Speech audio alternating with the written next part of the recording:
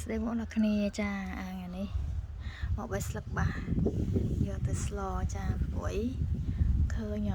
លាស់ខ្ចីល្អណាបងប្អូននេះចាអញ្ចឹងទៅបេះប្រហែលជាបានប្រហែលជាមកស្លដែរបងប្អូនហ្នឹងហើយ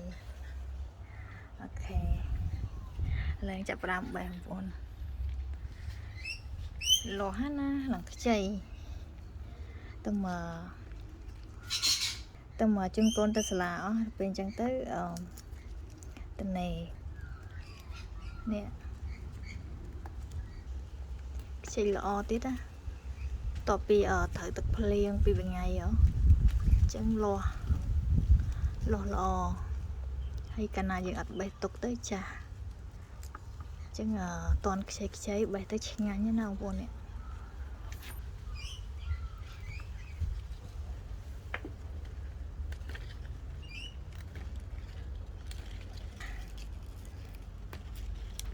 ហើយស្រុកនេះក៏ដាំបានណាបងប្អូននេះ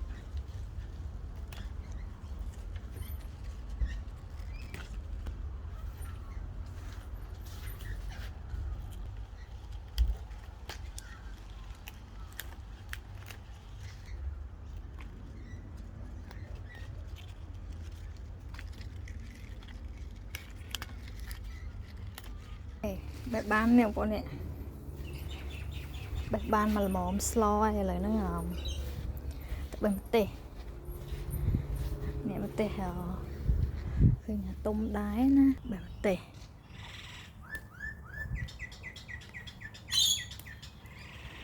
សទុំដែរ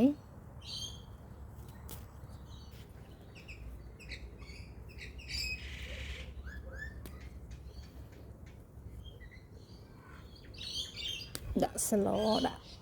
ជាមួយទឹកត្រីម្ទេសហ្នឹងបងប្អូននេះឆ្ងាញ់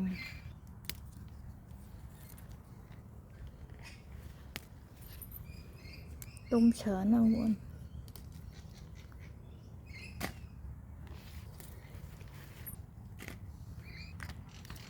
អូខេទៅខាងនោះទៀត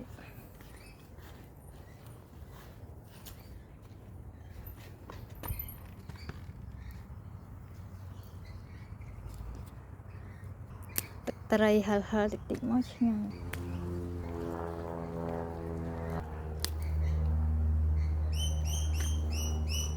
អូខេខាងនេះទៀត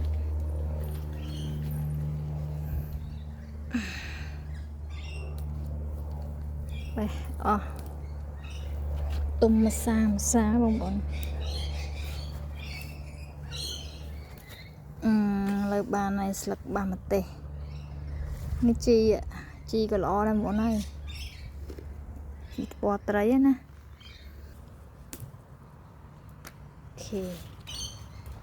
រួចរាល់បាយបងប្អូនអរគ្នា